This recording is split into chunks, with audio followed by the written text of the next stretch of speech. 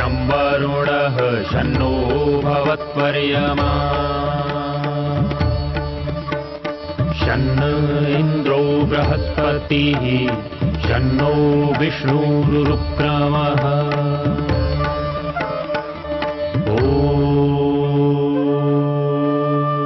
शान्ति शान्ति शान्तिः।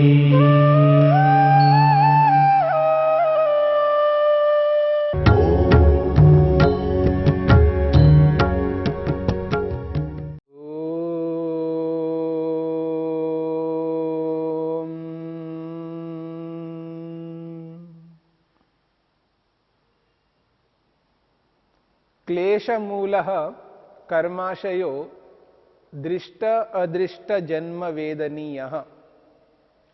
साधन पाद के इस 12वें सूत्र को लेकर के हम विचार कर रहे हैं। जितने भी कर्माशय बनते हैं, जिन्हें धर्माधर्म कहा जाता है, जिनके कारण से आत्मा को सुख या दुख के रूप में फल प्राप्त होता है, जैसे जैसे कर्माशय होंगे उन कर्माशयों के आधार पर आत्मा को जन्म प्राप्त होता है। और वो जो जन्म है वो जाति के आधार पर। यहां जाति का अर्थ मनुष्य जाति, पशु जाति, पक्षी जाति, इनको जाति कहा जाता है। जाति वर्णों को नहीं कहा जाता है। ब्राह्मण, क्षत्रिय, वैश्य, शूद्र, इनको जाति नहीं कहा जाता है, इनको वर्ण कहा जाता है। और ये जो वर्ण हैं, ये योग्यता के आधार पर प्राप्त होते हैं। जन्म से कोई भी ब्राह्मण नहीं हो सकता, जन्म से कोई भी ब्राह्मण नहीं हो सकता, क्षत्रिय नहीं हो सकता, वैश्य या शूद्र नहीं हो सकता।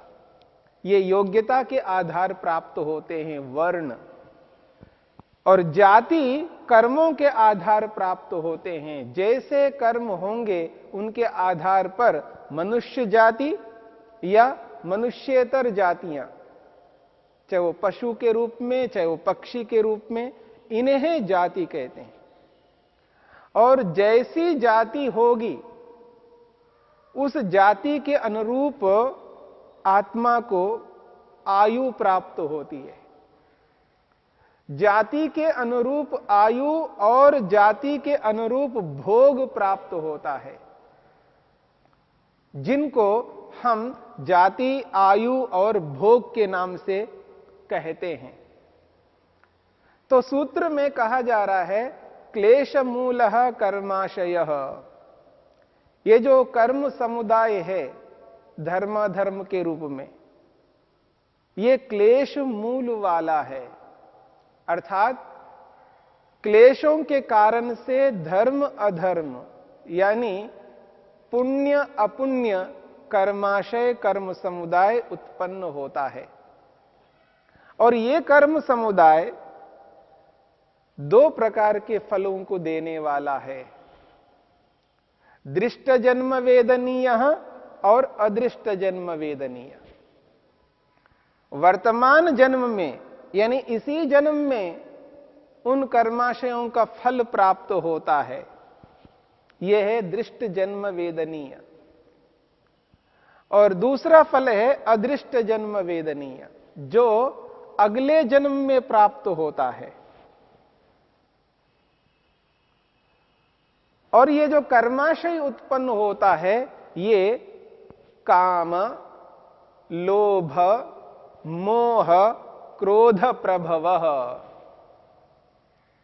ये काम से, लोभ से, मोह से और क्रोध से उत्पन्न होता है। सदृष्ट जन्म वेदनीयश्च अदृष्ट जन्म वेदनीयश्च। और ये जो कर्माशय उत्पन्न हो रहा है ये दृष्ट जन्म वेदनीय हो सकता है, अर्थात वर्तमान में अनुभव करने योग्य हो सकता है। अदृष्ट जन्म वेदनीय ये अगले जन्म में अनुभव करने योग्य होता है। यदि कोई व्यक्ति ऐसा कर्म करना चाहता है जिस कर्म से उसका फल शीघ्र प्राप्त हो, किन कर्मों का फल शीघ्र प्राप्त होता है और किन कर्मों का फल देर से प्राप्त होता है, इस बात को लेकर के महर्षि वेदव्यास कहते हैं, तत्र तीव्र संवेगेन मंत्र तप समाधि भी निर्वर्तितः ईश्वर देवता महर्षि महानुभावानाम आराधनाद्वा यह परिनिष्पन्नः स सद्यः परिपच्यते पुण्य कर्माशयः। ये जो पुण्य कर्माशय है, ये पुण्य कर्माशय उस स्थिति में उत्पन्न होता है जब व्यक्ति तीव्र संवेगेन, तीव्र संवेग के माध्यम से मेहनत करता है। समाधि पाद में हमने एक सूत्र पढ़ा था, वह ये पढ़ा था, तीव्र संवेगानाम आसन्नः। जो व्यक्ति तीव्र गति से उद्यम करता है, मेहनत करता है, पुरुषार्थ करता है, उस तीव्र गति के साथ में उसके मन में विवेक होता है, वैराग्य होता है। विवेक वैराग्य पूर्वक जो व्यक्ति तीव्र गति से उद्यम मेहनत करता है, ऐसे व्यक्ति को शीघ्र समाधि की प्राप्ति होती है। ऐसा वहां पर समाधि पाद में कहा गया था। उसी तीव्र संवेग को यहां पर कहा जा रहा है इस 12वें सूत्र में। वो कहते हैं, तीव्र संवेगेन, जो व्यक्ति, जो योगाभ्यासी तीव्र संवेग से विवेक वैराग्य और अभ्यास को अपना करके मंत्र का प्रयोग करता है। हमने विचार किया था मंत्र का अभिप्राय क्या है। मंत्र का अभिप्राय है जब व्यक्ति ईश्वर की भक्ति करना चाहता है, उपासना करना चाहता है, जप करना चाहता है, उस स्थिति में मंत्र का प्रयोग किया जाता है। समाधि पाद में हमने विचार किया है जप कैसे करना होता है, ध्यान कैसे करना होता है, परमेश्वर की उपासना किस प्रकार करनी चाहिए। वहां पर यह स्पष्ट किया था कि तस्य वाचकः प्रणवा तज्जपस्तदर्थ भावनम ततः प्रत्यक चेतनाधिगमो अपि अंतराय अभावश्च। वहां पर अंतरात्मा का, परमपिता परमात्मा का दर्शन होता है, जीवात्मा का भी दर्शन होता है। कैसे? जप करने से, ध्यान करने से, प्रभु की भक्ति करने से। और वो जो भक्ति है वो मंत्र के माध्यम से हमें करनी है।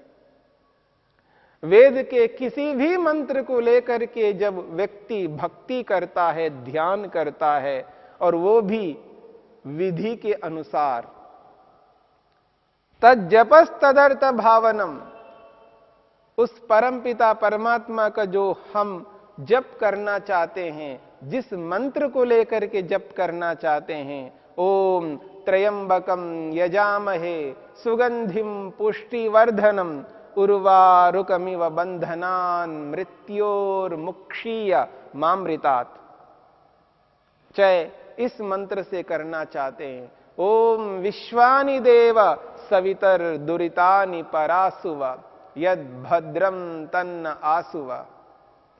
ओम भूर्भुवः स्वः तत्सवितुर्वरेण्यं भर्गो देवस्य धीमहि धियो यो नः प्रचोदयात्। किसी भी मंत्र से जप व्यक्ति जप की विधि के अनुसार करता है, वो भी तीव्र संवेग से युक्त होकर के, अत्यंत पुरुषार्थी बन करके, एकाग्र होकर के जब मंत्र का प्रयोग करता है, ये एक बात। दूसरी बात कहिए तपः, तप।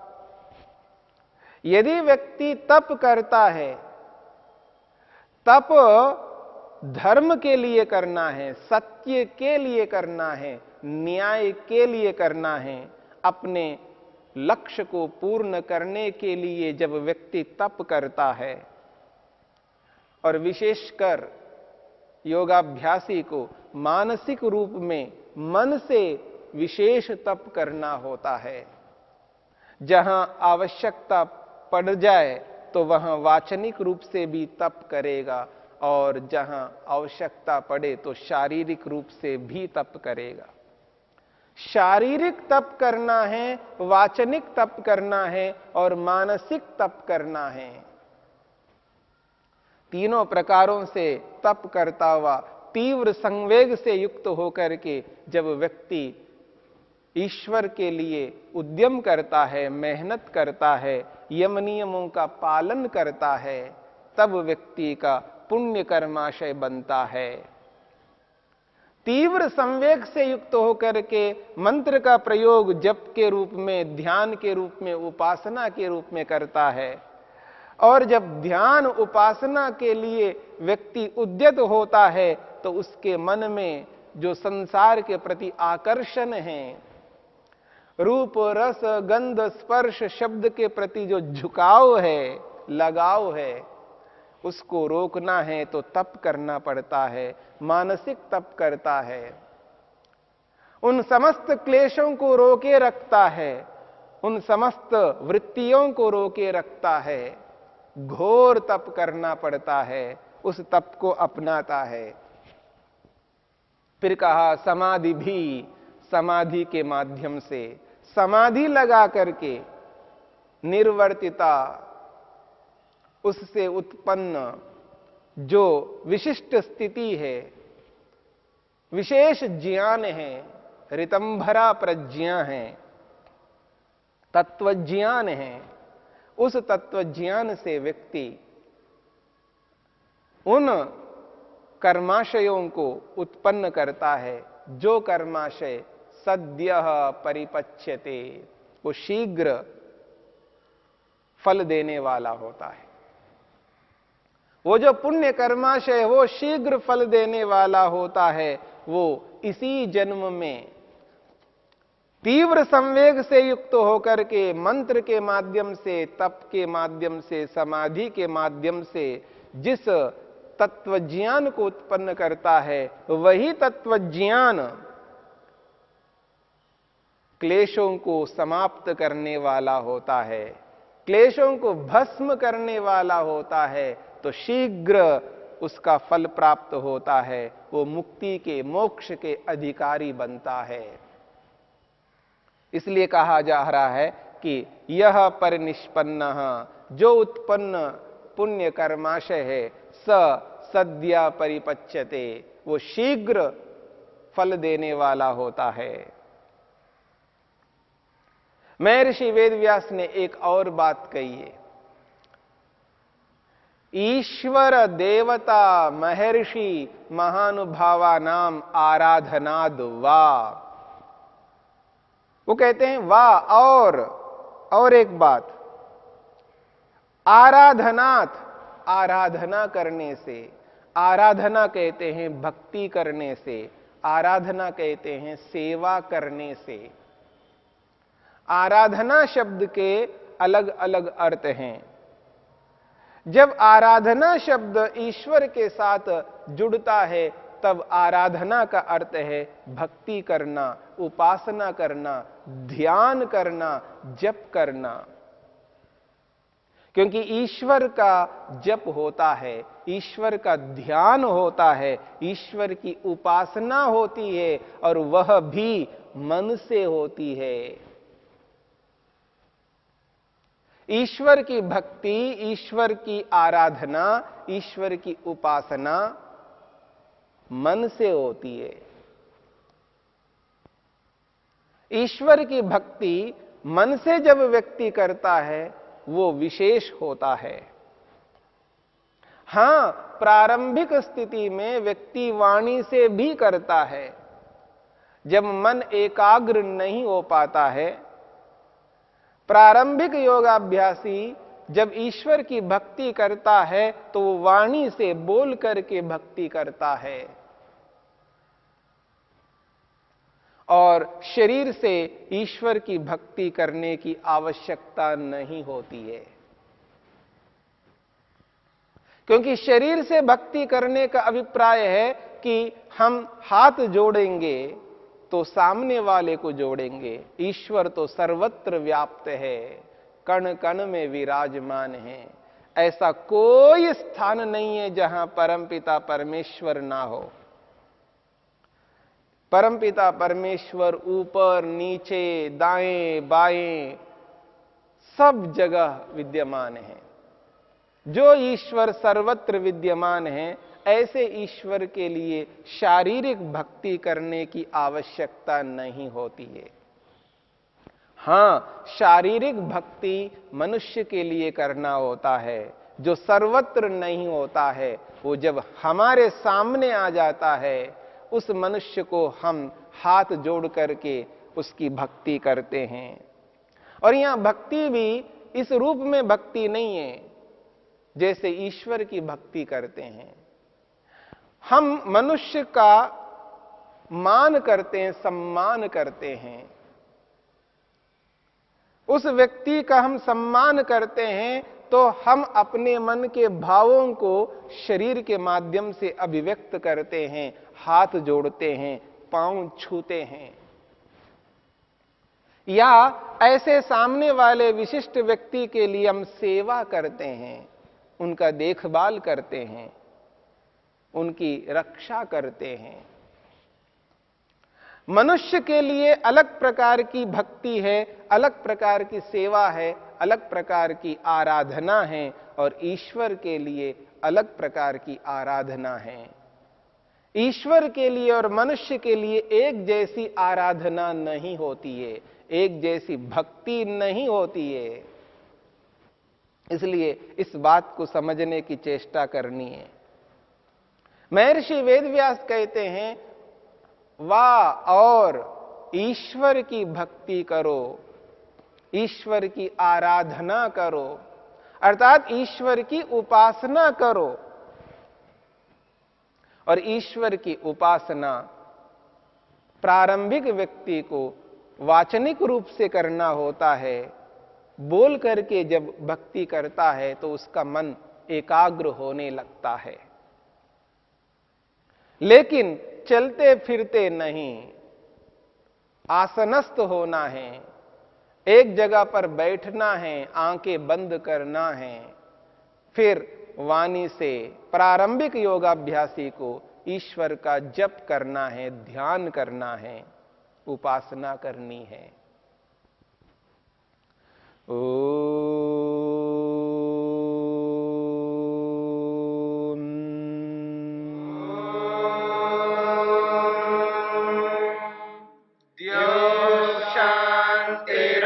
शांतिरंतरिक्षं शांतिर्पृथिवी शांतिरापः शांतिरोषधयः शांतिः वनस्पतयः शांतिर्विश्वे देवा शांतिर्ब्रह्म शांति सर्वं शांति शांतिरेव शांति क्षमा